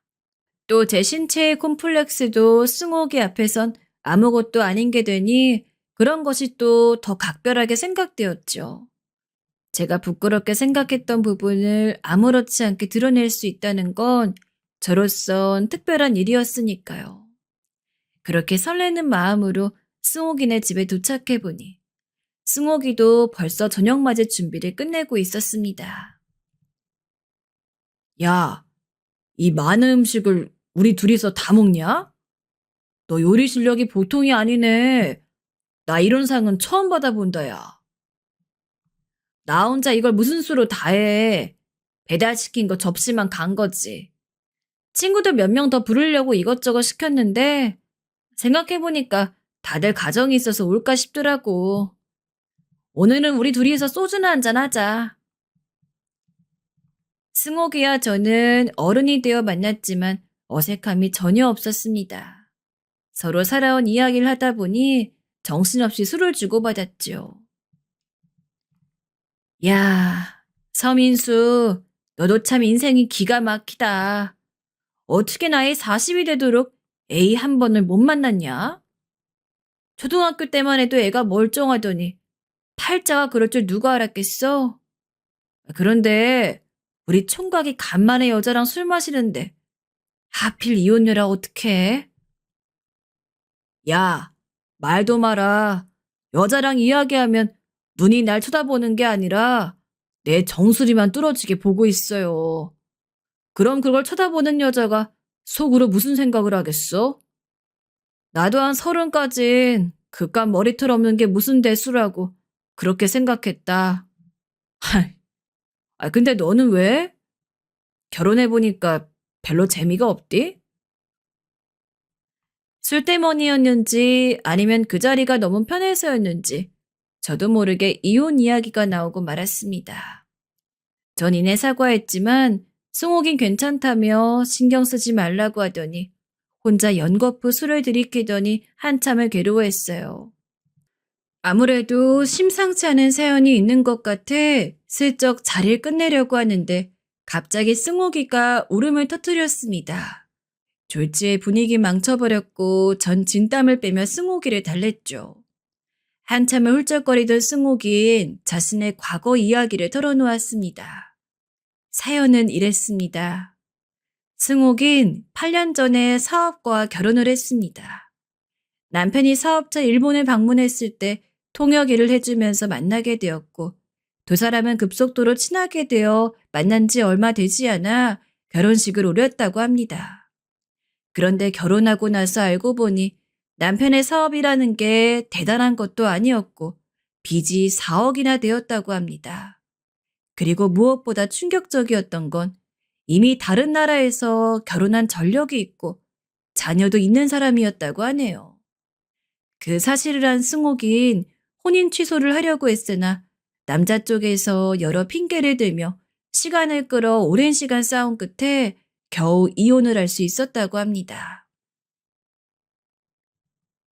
사업가라 그러니까 좋다고 넘어간 내가 바보지 뭐. 우리나라에 있었으면 나도 정신 바짝 차리고 사람을 봤을 건데 일본에서 그렇게 번듯한 사업가라고 만나니 나도 정신이 홀랑 나가버린 거야. 세상 다 해줄 것처럼 굴더니 다 탄로나고 궁지에 몰리니까 온갖 거짓말에 핑계대며 사람 미치게 하는데 그때 아주 내가 남자라면 학을 뗐어. 진짜 겨우 이혼하고 나니까 사람이 진이 빠져 우울증도 오고 너 처음 봤을 때 그때도 마음은 반갑고 금방이라도 아는 척하고 싶었는데 20년 만에 본 초등동창 앞에도 못 나설 만큼 사람 만나는 게 싫었어. 나 너 만난 것도 용기 많이 낸 거야. 참 옆에서 듣고 있어도 속이 터지는 이야기였습니다. 어린 시절 밝고 당차던 승옥이를 생각하니 더 화가 났죠. 딱히 뭐라고 위로를 해야 할지 모르겠더군요. 에이, 그때 내가 너랑 연락됐으면 그놈을 내가 아주 혼쭐을 내줬을 텐데 너랑 같이 싸워도 주고 이 나쁜 놈의 자식이 말이야. 그래, 초등학교 때 같았으면 우리 민수가 나 대신 싸워줬으려나? 우리 민수 그때 참 멋졌는데 왜 장가도 못 가고 이러고 있냐?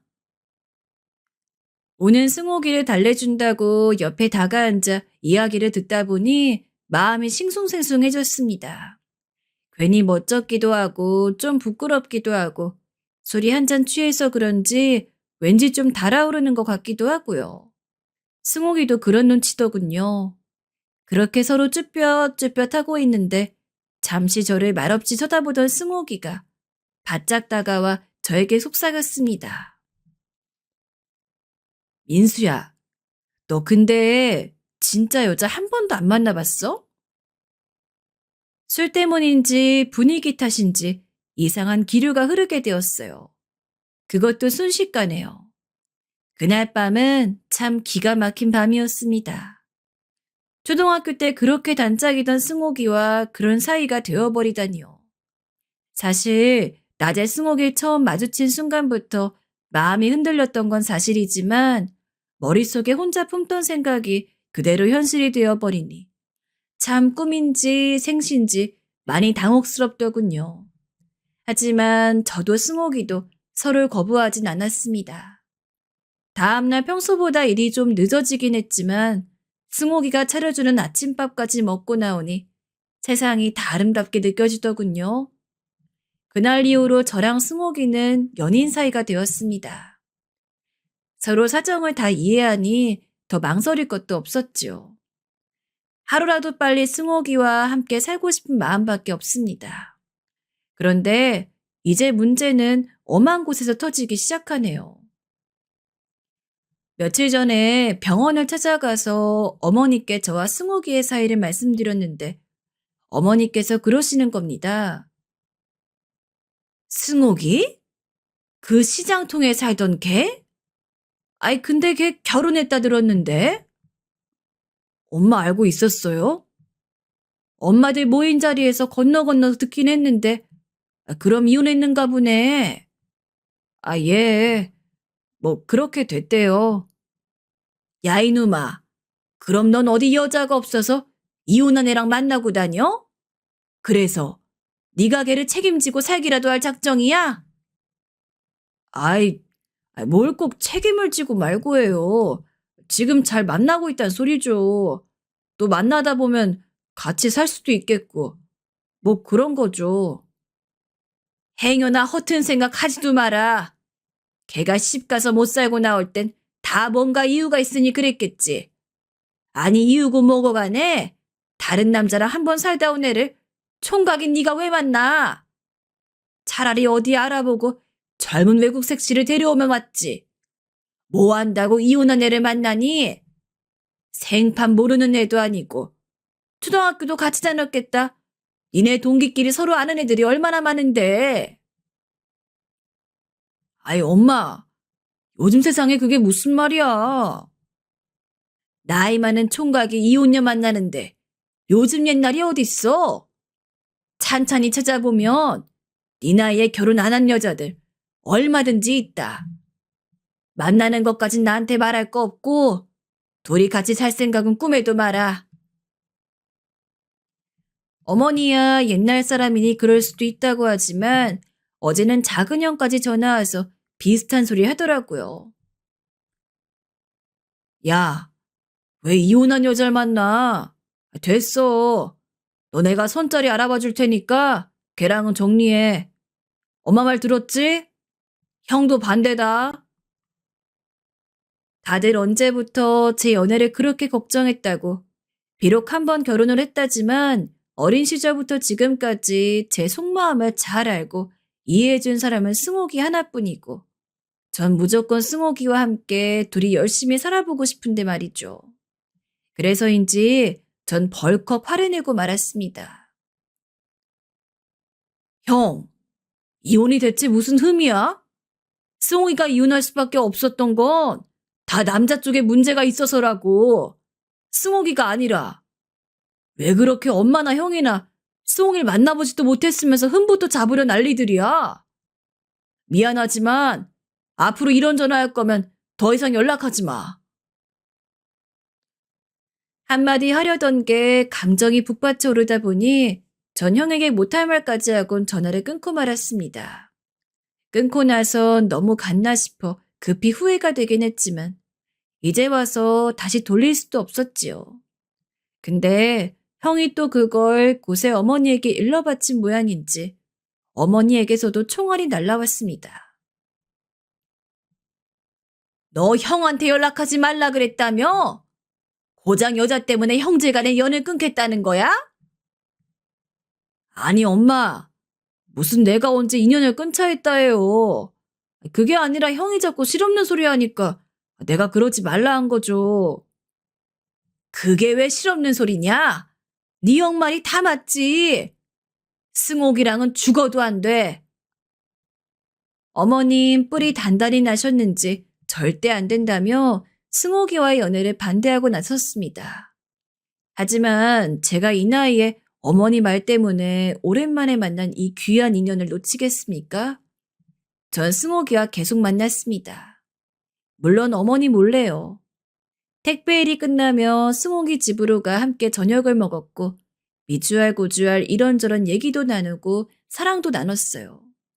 어머닌 계속 의심을 하는 것 같았지만 전 그럴 때마다 어머니에게 만나지 않고 있다며 둘러대었습니다. 저와 승옥이는 오랜만에 만났지만 참 다정한 부부처럼 지냈지요. 그러다 보니 결혼에 대한 이야기도 빠르게 나온 것 같습니다. 어느 날 승옥이가 먼저 제 밥숟가락에 젓갈을 올려주며 말하더군요. 우리 같이 한번 살아볼까? 하고요. 승옥이의 속상임에 전 얼른 고개를 끄덕였지만 그 순간 어머니의 얼굴이 빠르게 스쳐 지나갔습니다. 승옥인 그때까지만 해도 어머니의 결사반대를 모르고 있었으니까요. 그럼 어머니께 인사부터 드리러 가자. 오랜만에 뵙는 거니까 더 설레네. 승옥인 들뜬 모습이었지만 전 폭풍이 덮쳐올 것 같은 기분에 마음이 불안불안해졌습니다. 역시나 일은 터지고 말았습니다. 제가 분명 어머니에게 승옥이가 올 거라고 제발 잘 해달라고 울며불며 사정을 했지만 어머니는 승옥이를 보자마자 싸늘한 표정으로 결혼은 안 된다고 말하셨어요. 아, 엄마, 안 된다. 내 아들 이혼녀랑은 결혼 못 시켜. 얘가 머리도 빠지고 직업도 변변치 않지만 그래도 이혼녀한테 장가갈 만큼 하자 있는 애도 아니야. 저를 욕하시는 건지 승옥을 욕하시는 건지 모르겠지만 어쨌든 어머니는 저희 둘을 함께 묶어 보내버리시곤 계속 말을 이으셨어요. 승옥이 네 입장에선 억울하겠지만은 너도 애 낳은 부모 입장에서 보면 이해할 수 있을 거다. 앞으론 과일 이런 거 들고 오지 말고 찾아오지도 말아라. 난 눈에 흙이 들어와도 이 결혼 허락 못하니까. 아프다고 늘 쉬는 소리만 흘리셨던 어머니께서 허리를 고추 세우고 일어나셔 눈을 부릅뜨고 말하시는 모습이 무슨 저승사자 같았습니다. 어찌나 정정하시던지 병이 나은 줄 착각할 뻔했어요. 어머니의 입장은 여전히 바뀌지 않았습니다. 그리고 승옥이의 얼굴은 반대로 동상 걸린 사람처럼 괴롭게 변해갔고요. 전 이 상황을 도무지 어떻게 해야 할지 모르겠어서 앞이 깜깜했습니다. 그때 승옥이가 조심스레 입을 떼었어요. 어머니, 들으셨는지 모르겠지만 저도 이혼하고 싶어 한 거 아니에요. 남편이 제 등을 쳐먹고 간 놈이었어요. 저도 억울한 일 당한 거예요. 무엇보다 저는 민서랑 함께 살고 싶어요. 허락해 주세요, 어머니. 제가 잘 모시겠습니다. 승옥이는 급기야 눈물까지 흘렸고 어머니 발밑을 감싸 안고 엉엉 울었지만 어머니 표정은 바뀌지 않았어요. 절로 한숨이 나왔죠. 제가 나서야 할 것 같아 일단 저는 승옥이를 떼내어 진정시킨 후 어머니 옆에 앉아 이야기를 시작했습니다. 탈모로 인한 그간의 고통들과 여자를 사귀고 싶어도 아무도 저를 만나주지 않았던 일들, 그리고 승옥을 향한 저의 진심을요.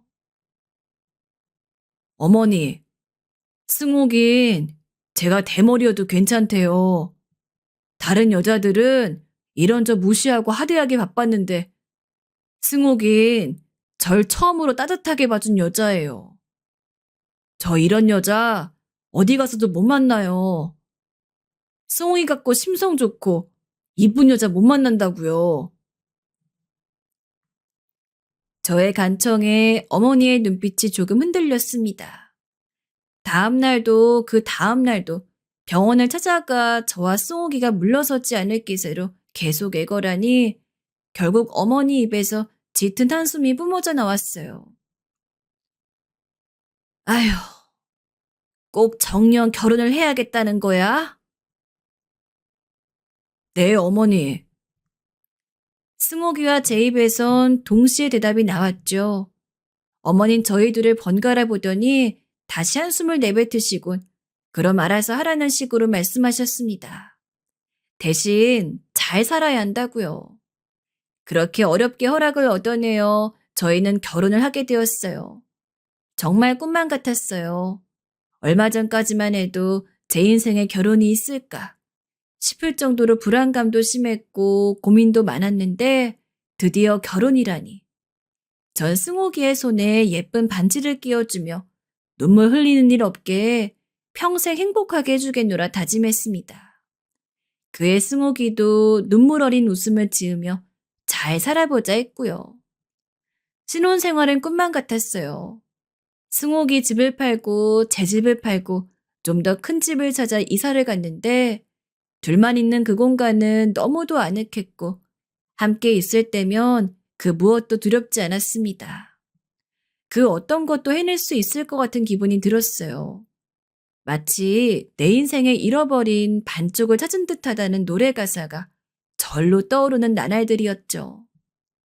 하지만 인생이란 놈은 왜 이리 파란만장한 걸까요? 겨우 행복을 찾았다고 생각했는데 결혼을 한 이후 또 한 번 폭풍이 몰아닥치기 시작했습니다. 바로 저희 어머니 때문이었죠. 어머니의 건강이 편찮아지면서 저와 승옥이가 병원에 자주 가게 되었는데요. 아무래도 저는 바쁘다 보니 승옥이가 병원에 있는 일이 많았습니다. 그런데 저도 몰랐던 사이 어머니와 승옥이 사이에 갈등이 많았나 봐요. 어느 날은 퇴근을 하고 집에 들어왔는데 승옥이가 울면서 제게 속마음을 털어놓았어요. 어머니, 정말 너무하셔. 내가 전번날 화장실 가는 거 도와드리겠다고 옆에 붙었는데 글쎄 붙지 말라고 쳐내는 거 있지? 나는 그냥 도와주려고 한 건데 정말 너무하신 거 아니야? 전번날에는 자기가 저 때 어머니 좋아하는 과일 사왔잖아. 그땐 별말 안 하시더니 어제 나보고 글쎄 자기가 돈 쓰면 그걸 말려야지 왜 말리지 않았냐고 나보고 돈 관리 안 하시냐는 거야. 그러면서 내 옷 보고 이거 비싼 거 아니냐면서 자기 아들 힘들게 번 돈 내가 펑펑 쓰고 다니는 거 아니냐 뭐라 하시는데 나 정말 힘들어서 못 살겠어. 이런 말 하면 안 되지만 솔직히 병원 안 가고 싶다고. 승옥이는 이러다가 자기가 병에 걸릴 것 같다면서 엉엉 울었습니다. 전 아픈 엄마가 승옥에게 이렇게까지 할 줄은 몰랐기에 크게 당황했어요. 그래도 결혼하고 나면 많이 누그러지실 줄 알았는데 자기 도와주러 온 승옥이에게 그런 식으로 대했다고 하니 화도 났고요. 저는 갑갑한 마음에 나가서 담배를 한 대 태우곤 다음날 일이 끝나고 어머니를 뵈러 병원으로 향했습니다. 엄마, 혹시 승옥이가 아직도 못마땅하세요? 걔가 그걸 또 곳에 일렀니?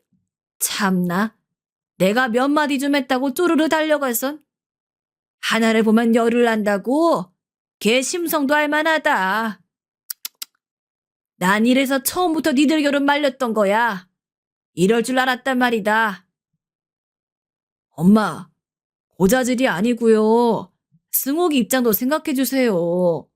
승옥이도 바쁜 시간 쪼개서 엄마 뵈러 오는 거예요. 엄마 도와주러 오는 거라고. 그런 사람한테 자꾸 못되게 말씀하시면 당연히 기분 안 좋죠. 뭐? 바쁜 시간? 하는 게 집안일밖에 없을 텐데 바쁘긴 뭐가 바쁘겠니? 그리고 너도 아픈 내 앞에서 그렇게 개편 들고 싶으냐? 꼴 보기 싫으니 돌아가라. 계속 네 마누라 편 들 거면 썩 가라고. 그게 아니라요, 엄마. 어머닌 그대로 침대로 돌아 누우셨고 절 쳐다보지도 않으셨습니다. 내심 초췌해진 어머니의 몰골과 마른 몸이 신경 쓰였지만 어머니에게 더 다가갈 수조차 없었지요. 둘 사이의 갈등을 어떻게 해야 되나 고민이 깊어지던 찰나 그러던 어느 날 승옥이가 더럭 쪽지 한 장을 남기고 사라졌습니다. 나 친정에 좀 갔다 올게. 라는 쪽지였죠. 아무래도 승옥이도 많이 지친 것 같았습니다.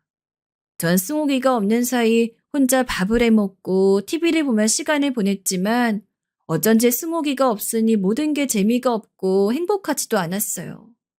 승옥이가 너무도 그리웠죠. 결국 전 승옥이의 마음을 달랠 겸 승옥이의 친정으로 향했습니다. 하지만 역시나 거기서 저는 또 한 번 폭풍을 마주했어요. 이번엔 장모님이었죠.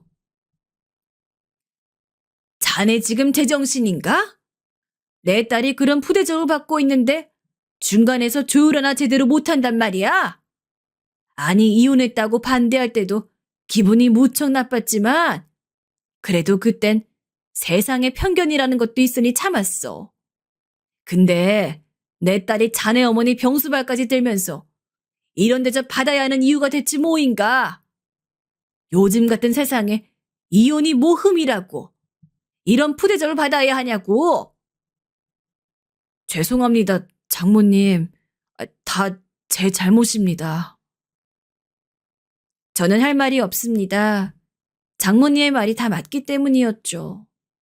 저희 어머니께서 도가 지나치신 건 사실이고 중간에서 제대로 제가 처신하지 못한 것도 맞았으니까요. 저는 무릎을 꿇고 다신 이런 일 없게 하겠다며 싹싹 빌었습니다. 그런데 때마침 장인어른이 들어오셨고 장인어른은 절 보자마자 멱살을 붙잡으셨습니다. 너 내가 찾아가려 했는데 네 발로 왔구나. 잘 걸렸다 이놈아. 네가 감히 내 딸 눈에서 눈물 나오게 해? 저는 장인어른의 두툼한 손에 이리저리 흔들렸어요. 승옥이가 급히 말리려 했지만 장인어른은 이미 너무 화가 나 눈에 아무것도 보이지 않는 상태인 것 같으셨습니다. 나이가 많으신 줄 알았던 장인어른의 힘이 어찌나 센지 전 이리저리 끌려다니다가 장식장에 머리를 부딪혀 잠깐 눈앞에 별이 보이기도 했습니다.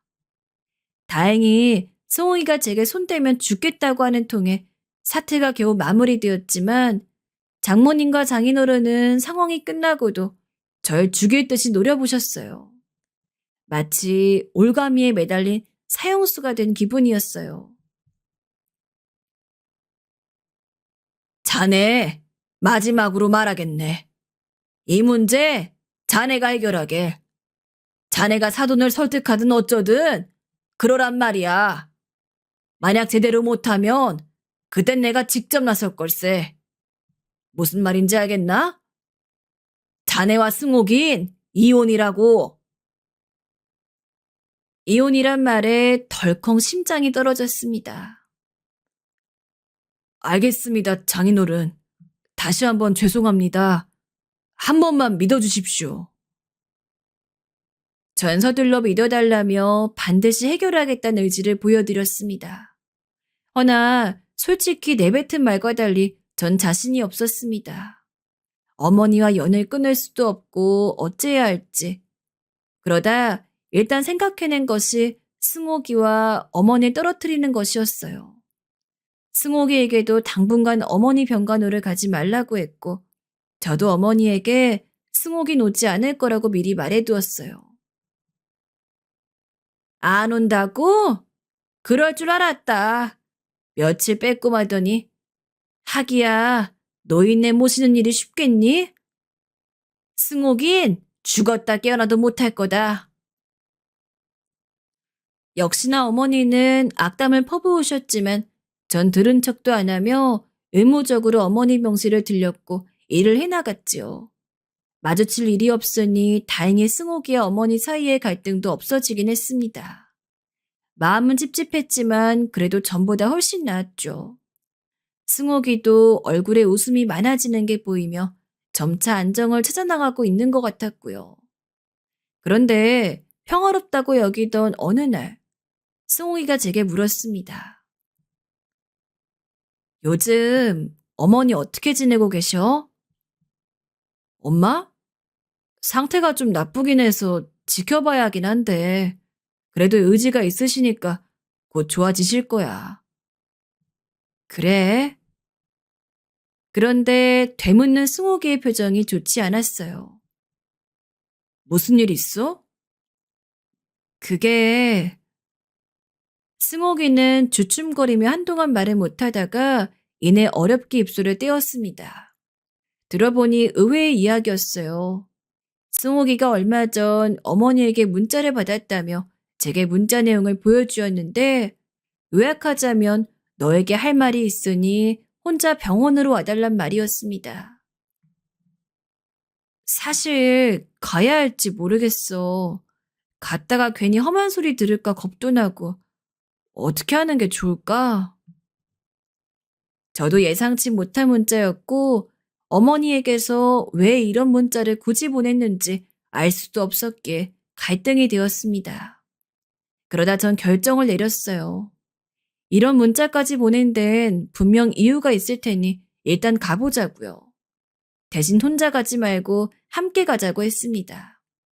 어머니께서 혹여나 승옥이한테 험한 말을 하려 드시면 중간에서 막아줄 사람이 필요하니까요. 사실 내일이 바로 어머니께 가는 날입니다. 솔직히 떨립니다. 어머니께서 무슨 말을 하실지 갔다가 괜히 승옥이가 마음의 상처를 입을까 걱정되기도 하고요. 결정한 이상 가기론 했는데 어쩐지 마음이 또 불안불안한 게 무슨 일이 일어날 것만 같습니다. 제발 제 촉이 틀리길 바랄 뿐이죠. 이제부터 사연을 쓴 이유입니다. 여러분들, 제 아내와 어머니의 갈등, 제가 중간에서 어떻게 해야 현명한 걸까요? 저보다 오래 결혼 생활을 해오신 여러분들의 조언을 듣고 싶어요. 많은 의견 부탁드려요. 긴 글 들어주셔서 모두 감사드립니다.